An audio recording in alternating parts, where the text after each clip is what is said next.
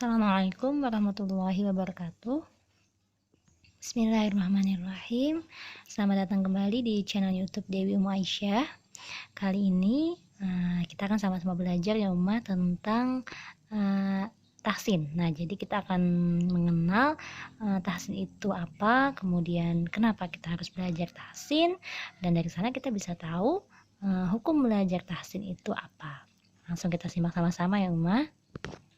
Yang pertama, apa itu tahsin? Nah, jadi untuk Ummah yang belum tahu gitu ya, atau mungkin baru mendengar kali ini, tahsin. Nah, tahsin itu apa?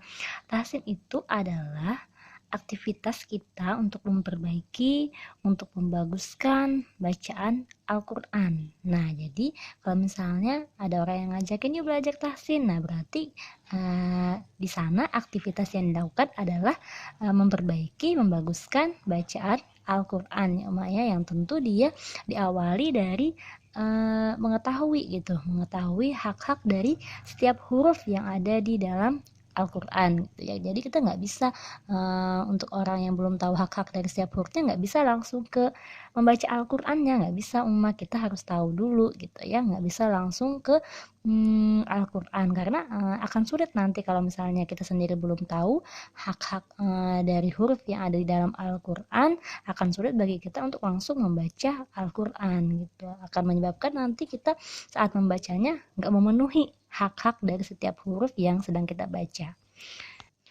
Nah, yang kedua tadi, yang pertama kita udah tahu ya pengertian tahsin itu apa.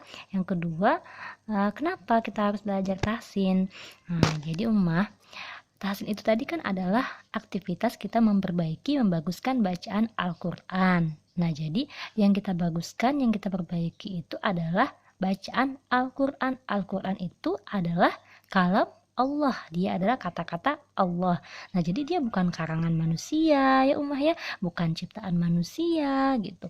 Tapi kata-kata Allah, ciptaan Allah. Maka dengan aturan Allah pula lah kita harus membacanya gitu, bukan aturan kita, bukan semau kita, seenaknya kita gitu ya. Bukan seperti itu. Nah, jadi yang pertama itu bahaya, kenapa kita harus belajar tahsin, belajar membaguskan, belajar memperbaiki bacaan Al-Quran, karena yang kita baca saat ini adalah Al-Quran. Dia adalah kalam Allah, kata-kata Allah, bukan kata-kata manusia. Maka dengan aturan Allah pula lah kita harus membacanya. Nah, itu yang pertama. Kemudian selanjutnya ada beberapa dalil juga Ummah yang di sana membuat kita gitu ya, akan meyakinkan kita kenapa kita harus belajar tahsin. Di antara dalilnya yaitu di dalam Quran surah Al-Baqarah ayat 121. Bisa dicek ya Ummah. Di sana Allah berfirman yang bunyinya seperti ini. A'udzu billahi minasyaitonir rajim. Alladzina atainahumul kitaba yatlunahu haqqa tilawatih. Ulaika yu'minuna bih. Artinya, orang-orang yang telah kami beri kitab, mereka membacanya sebagaimana mestinya, mereka itulah yang beriman kepadanya. Nah, jadi itu ada di dalam Quran surah Al-Baqarah ayat 121 ya Ummah. Kata Allah, orang yang telah kami beri kitab, mereka membaca sebagaimana mestinya, kata Allah ya, sebagaimana mestinya, mereka itulah kata Allah yang beriman kepadanya. Nah, kemudian dalil berikutnya di dalam Quran surah Al-Muzammil ayat 4. Di sana Allah berfirman yang bunyinya A'udzu billahi minasyaitonir rajim wa rattilil Qur'ana tartila. Yang artinya, dan bacalah Al-Qur'an itu dengan perlahan-lahan.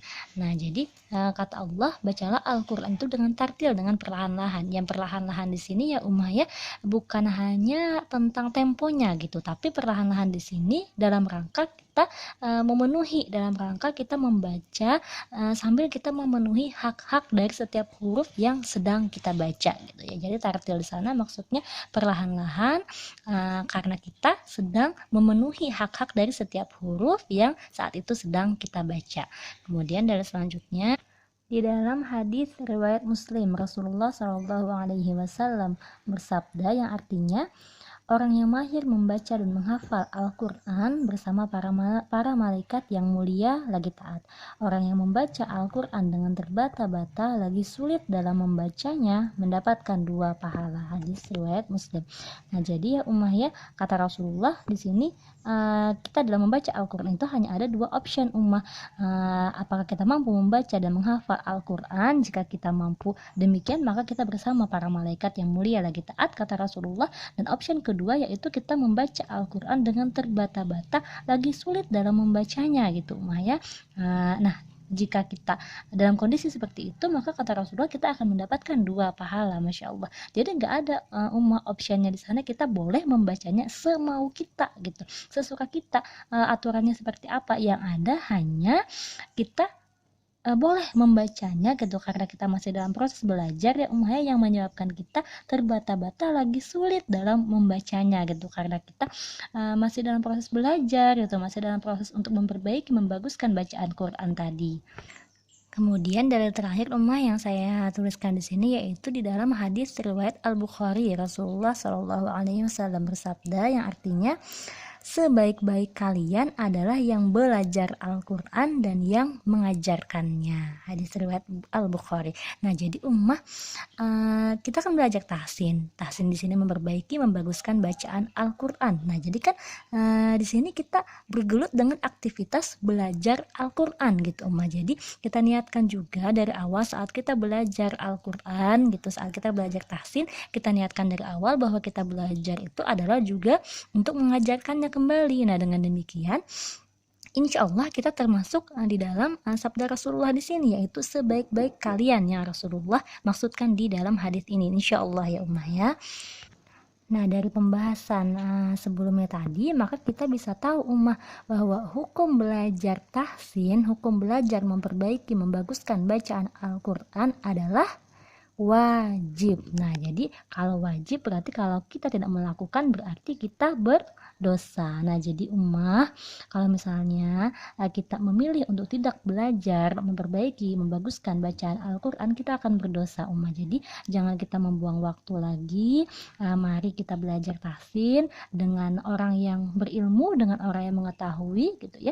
Sebagaimana pembahasan kita sebelumnya di dalam video saya sebelumnya, di mana Allah berfirman di dalam Quran surah Al-Anbiya, kata Allah, jika kamu tiada mengetahui, maka tanyakanlah gitu kepada orang yang berilmu, kata Allah, jika kamu tiada mengetahui. Nah, jadi bergurulah dengan orang yang ahli sebagaimana Rasulullah berguru kepada Jibril. Semoga bermanfaat ya ummah, jangan buang waktu lagi, mari kita laksanakan kewajiban kita berikhtiar, kita berdoa, soal hasil kita serahkan kepada Allah. Yang penting kita laksanakan kewajiban kita, tunaikan kewajiban kita untuk belajar tahsin ini, untuk belajar memperbaiki bacaan Al-Quran. Jangan tunggu pandemi selesai. Nah, jangan tunggu pandemi selesai karena kita nggak tahu, bisa jadi kita yang lebih dulu selesai sebelum pandemi ya ummah ya. Nah, jadi ayo kita belajar, banyak cara, bisa belajar online ya, tapi asal berguru ya ummahnya. Belajar tahsin di sini harus berguru, karena kalau enggak, kalau misalnya kita hanya melihat gitu, tidak menyetorkan bacaan kita, maka nggak ada yang mengoreksi kita gitu. Nah, semoga bermanfaat ya ummah. Salah ikhlas saya mohon maaf. Wassalamualaikum warahmatullahi wabarakatuh.